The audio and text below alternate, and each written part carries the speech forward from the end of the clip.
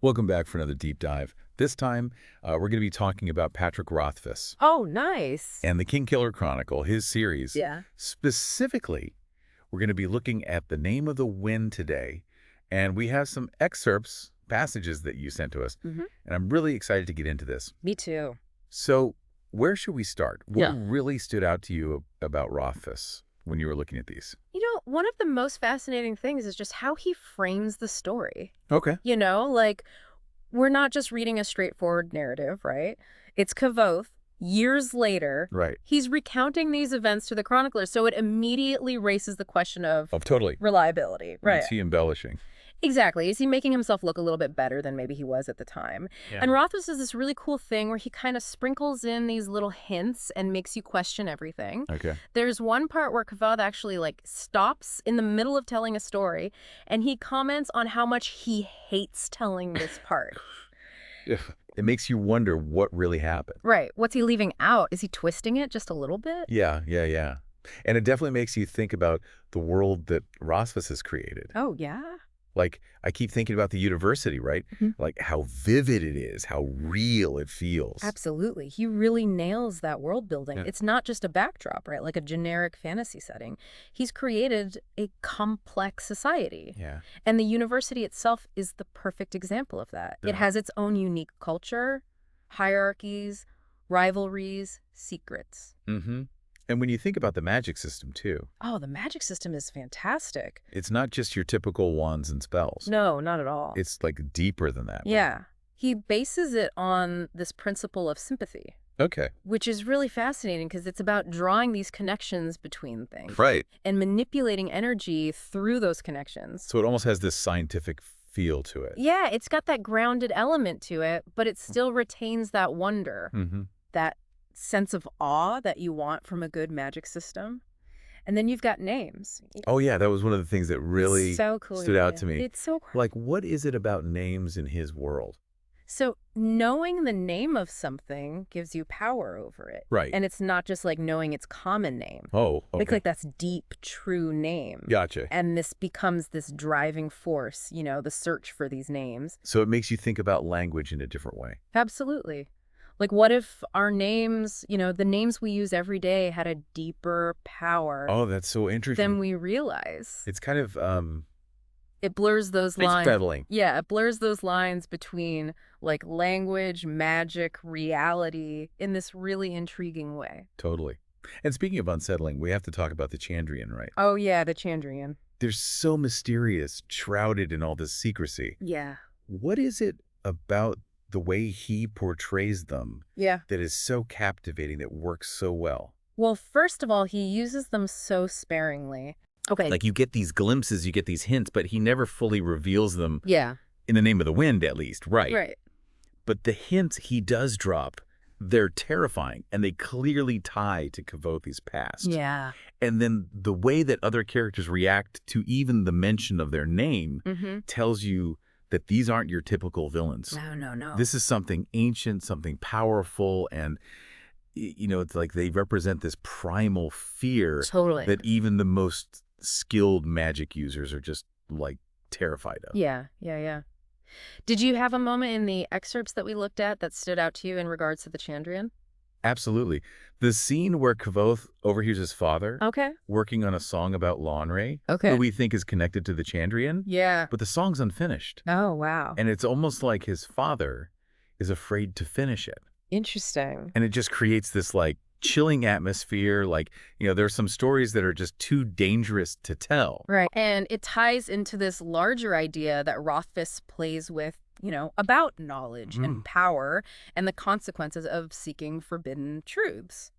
And Kavoth definitely seems to have this thirst, this desire for knowledge, right? Oh, absolutely. It's one of the things that makes him such a compelling character, but also maybe contributes to his flaws. For sure. He's brilliant, but he's also kind of arrogant. Yeah. He's driven by this need for revenge. Yeah. I mean, you see it throughout these excerpts, especially in his interactions at the university. Right. He's always pushing the boundaries. Mm-hmm. Like when he outsmarts Ambrose, Yes. but it backfires. It always backfires. Yeah. He's walking this line between genius and recklessness. Yeah. Constantly. It makes you like, what's he going to do next? Yeah, and it makes you wonder, too, about the other characters, like Denna.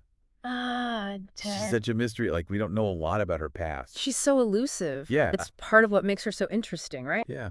She's running from something. She's searching for something. Yeah, and she challenges Kavoth, right? She Mm-hmm. pushes him, forces him to kind of confront his own assumptions. Totally. And I thought that scene where he hears her singing was so powerful. Oh, the Aeolian scene? Yeah, where he hears her singing. Powerful. Like, you could just feel the connection between them. Yeah, Rothfuss uses music so well in that scene Yes. to just heighten the emotional impact. And there's Elodin, Oh, Eladin? the naming master. I don't even know how to describe him. He's a bit of a wild card. Yeah. But, I mean, he represents a completely different approach to knowledge and magic Okay. than what we see from most of the other masters. Yeah. He's intuitive, he's spontaneous, he's almost childlike Mm-hmm. in his enthusiasm, and he's like this stark contrast to the structured kind of academic approach that's favored at the university. But he plays such a key role, though, right, in Kavoth's development. Absolutely.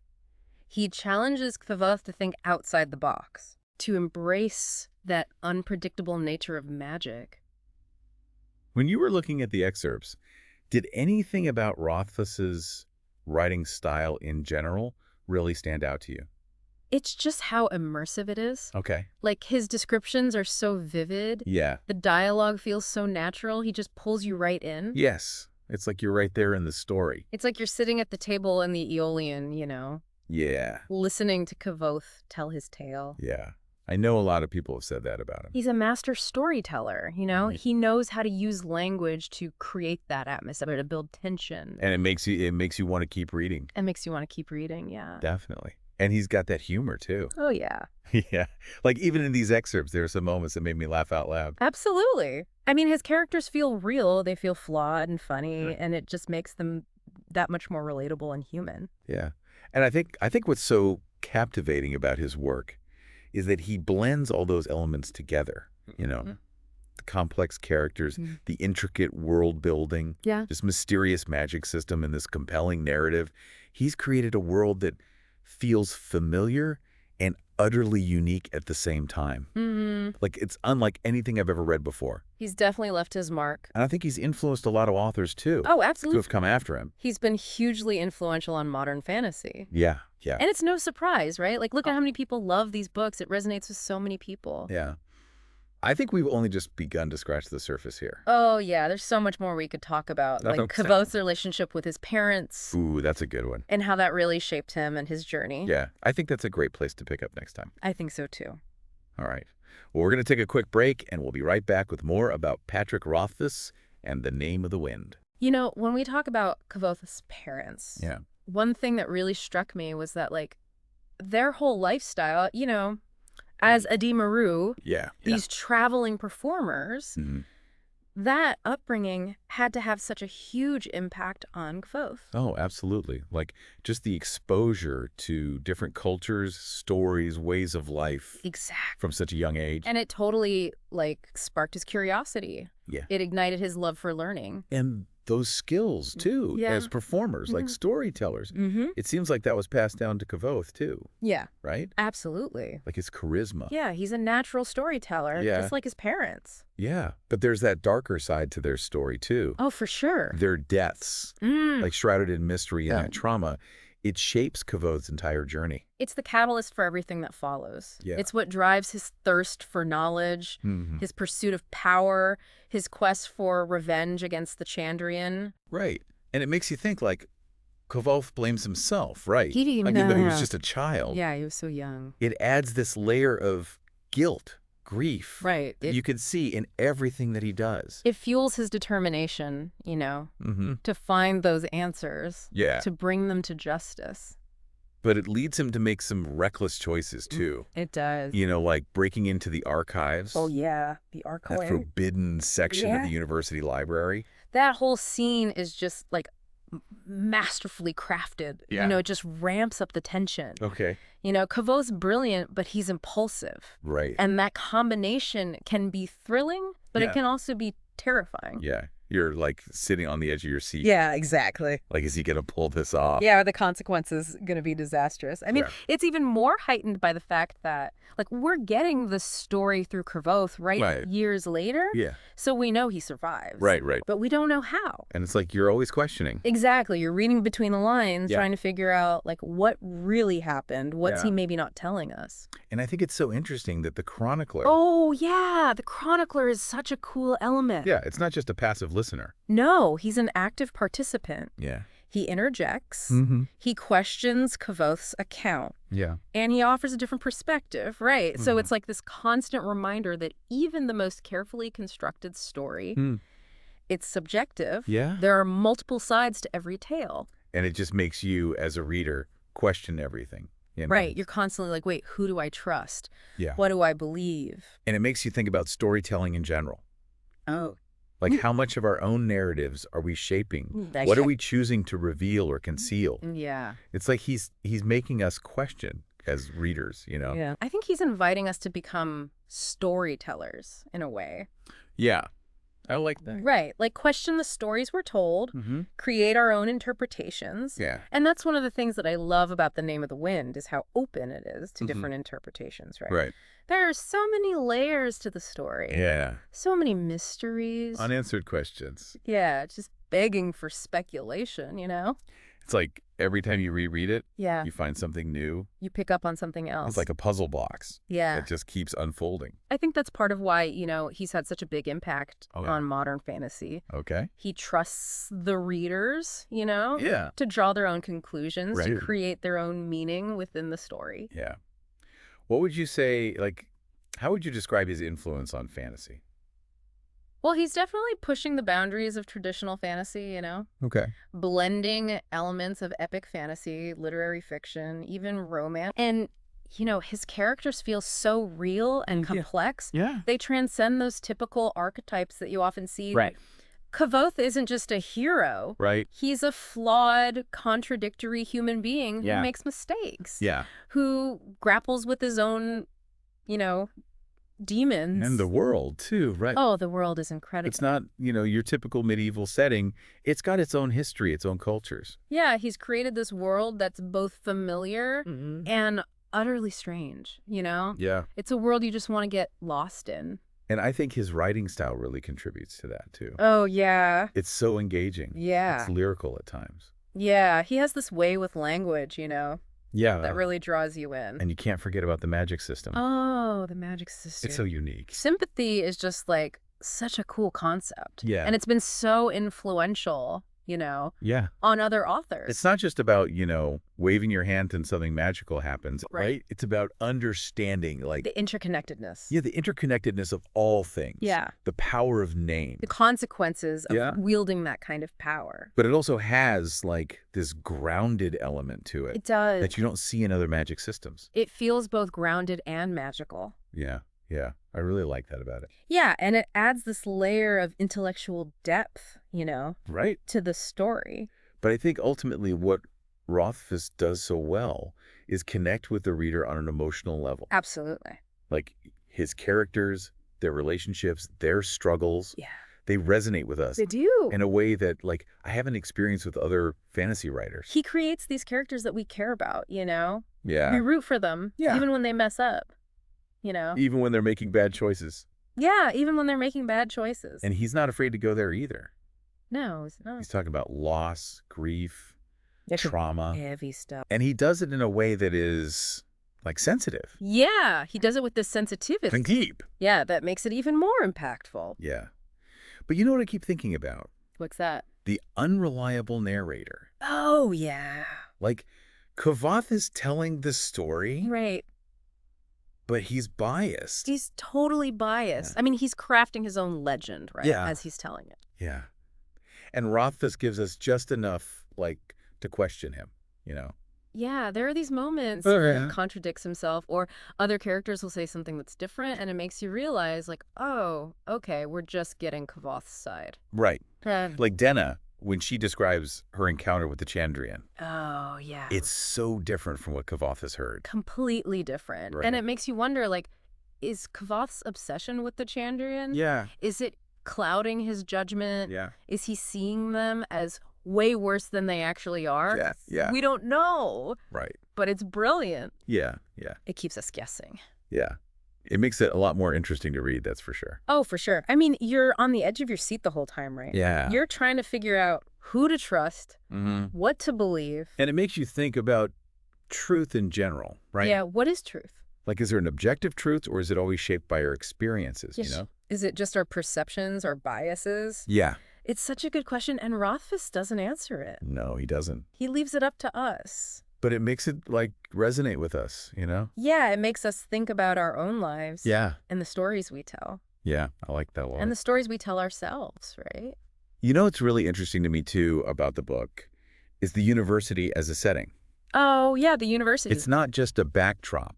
Yeah. It's like its own little world. It's a whole world. Yeah. It's a microcosm, you know? Yeah, of the wider world. Yeah. It's this place of learning, discovery, pushing boundaries. But it's also like a place of competition, Mhm. ambition, even danger. Yeah.